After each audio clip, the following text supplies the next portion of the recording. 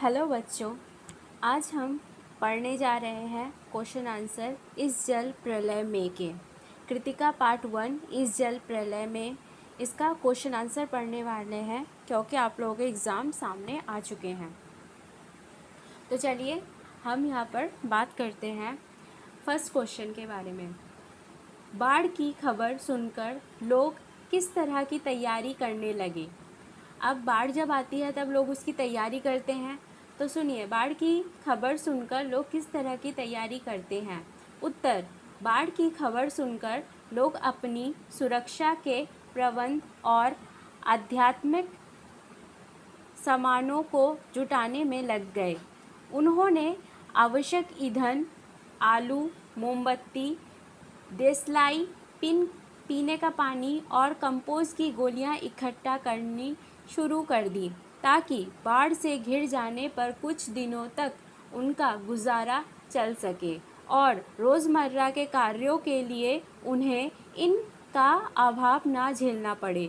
दुकानों के निचले हिस्सों से सामान हटाया जाने लगा ताकि नुकसान कम से कम हो। इस प्रकार सावधानी की दृष्टि से उन्होंने तैयार की। अब सेकंड क्वेश्चन है, बाढ़ की सही जानकारी लेने और बाढ़ का रूप देखने के लिए लेखक क्यों उत्सुक था।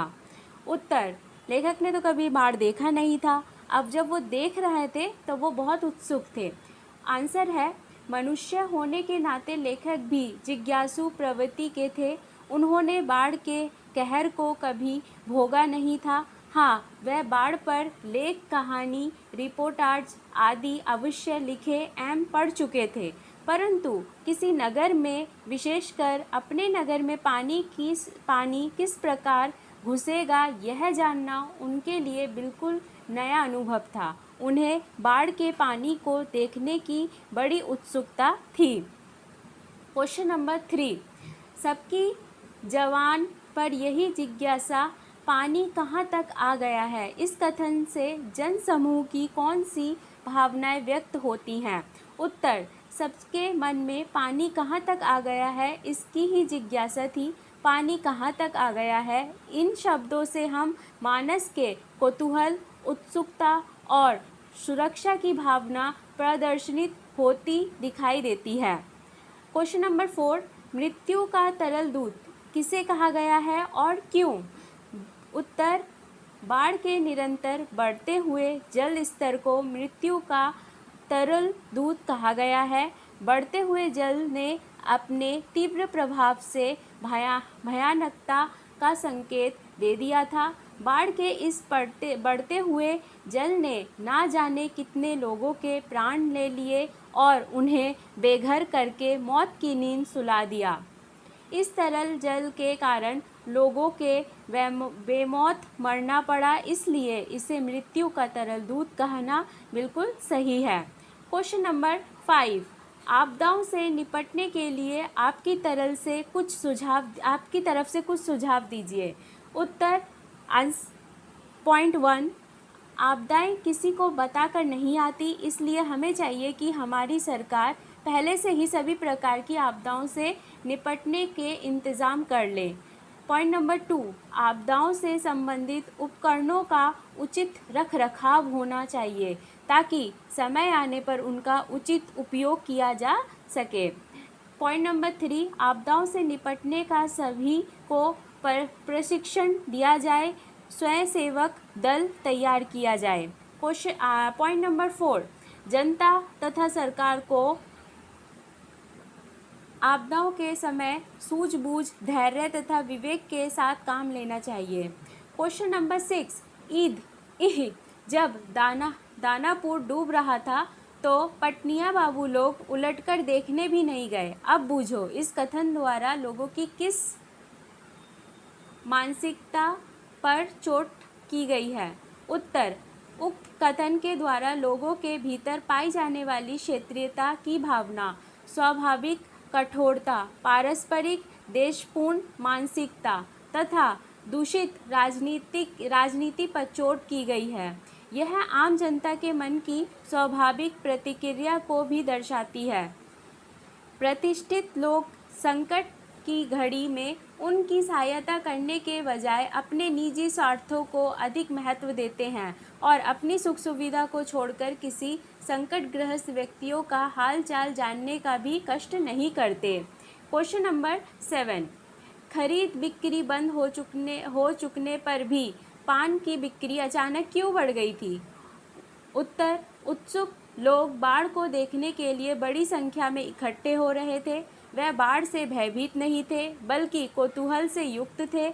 ऐसे समय में पान उनके लिए आपस में बातचीत करते हुए समय गुजारने का सबसे अच्छा साधन था। वहाँ रेडियो होने से ताज़ा जानकारी भी मिल रही थी, इसलिए अन्य सामानों की दुकान जहाँ बंद होने लगी थी वहीं पान की बिक्री अधिक बढ़ गई थी। क्वेश्चन नंबर 8, जब लेखक को यह एहसास हुआ कि उसके इलाके में भी पानी घुसने की संभावना है तो उसने क्या क्या प्रबंध किया? उत्तर, जब लेखक को एहसास हुआ कि उसके इलाके में भी पानी घुसने की संभावना है तो वह रोज़मर्रा की चीज़ें जुटाने में लग गए। उन्होंने आवश्यक ईंधन, आलू, मोमबत्ती, देसलाई, पीने का पानी, कंपोस्ट की गोलियां इकट्ठा कर ली ताकि बाढ़ से घिर जाने पर कुछ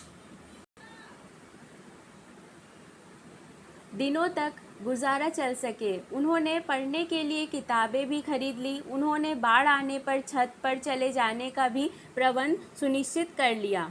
क्वेश्चन नंबर 9, बाढ़ पीड़ित क्षेत्र में कौन कौन सी बीमारियों के फैलने की संभावना रहती है?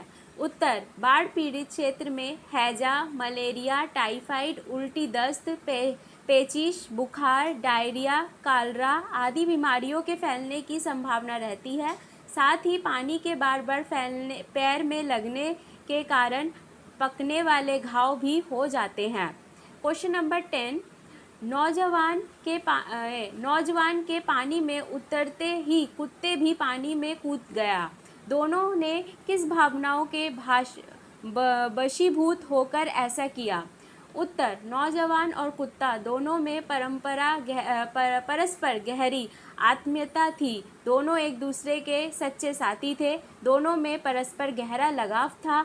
दोस्त होने के नाते उनमें पशु और मानव का भेद नहीं रह गया था।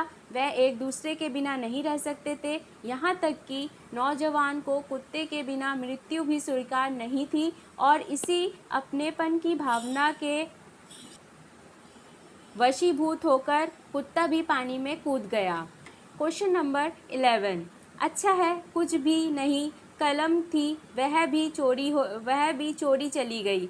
अच्छा है कुछ भी नहीं मेरे पास, मूवी कैमरा, टेप रिकॉर्डर आदि की तीव्र उत्कंठा होते हुए भी लेखक ने अंत में उपयुक्त कथन क्यों कहा? उत्तर, कलाकार प्रवृत्ति के होने के कारण लेखक को camera, tape recorder, movie camera की आवश्यकता महसूस हुई ताकि वह इस बाढ़ का जीवित चित्रण कर उसे सुरक्षित रख सके। परंतु यदि वह ऐसा करते तो वह केवल एक दर्शक बनकर रह जाते और बाढ़ को साक्षात अनुभव करने का अवसर उनके हाथ से निकल जाता। इसलिए उन्होंने उपयुक्त कथन कहा है कि अच्छा है कुछ नहीं है मेरे पास। क्वेश्चन नंबर 12, आपने भी देखा होगा कि मीडिया द्वारा प्रस्तुत की गई घटनाएं कई बार समस्याएं बन जाती हैं। ऐसे किसी घटना का उल्लेख कीजिए। उत्तर, जहां मीडिया समाज को जागृत करने का प्रयास करता है वहीं कई बार समस्याओं को बढ़ा भी देता है। उदाहरण स्वरूप बाबरी मस्जिद का कांड। इस घटना को इतना बड़ा चढ़ाकर मीडिया में दिखाया गया कि जिसके परिणाम स्वरूप पूरा देश सांप्रदायिक दंगों की चपेट में आ गया और आज तक कोई हल नहीं निकल पाया।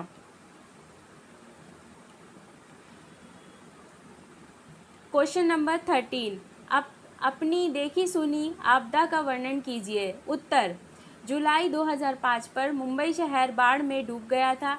पूरा का पूरा शहर जल में डूब चुका था। करीब 1 बजे के आसपास वर्षा ने अपना जो प्रलयंकारी रूप धरा वह करीब हफ्ते भर जारी रहा। लोग दफ्तरों, दुकानों और काम के स्थानों में फंसे रह गए।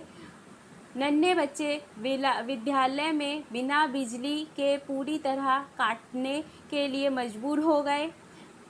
इस त्रासदी में ना जाने कितने जाने गई और देश की इस आर्थिक राजधानी को कितना आर्थिक नुकसान उठाना पड़ा। तो यहाँ पर आपका पूरा 13 क्वेश्चन कंप्लीट होता है। अगर आपको कुछ पूछना हो तो पूछ सकते हैं, मुझसे कमेंट बॉक्स में बात कर सकते हैं। आपका एग्ज़ाम है, उसके लिए ऑल द बेस्ट। और अगर और कुछ आपका क्वेश्चन आंसर चाहिए उसके बारे में भी आप मुझसे बता सकते हैं। इतना तक देखने के लिए धन्यवाद, और अगर अच्छा लगे तो सब्सक्राइब कर दीजिएगा। Thank you.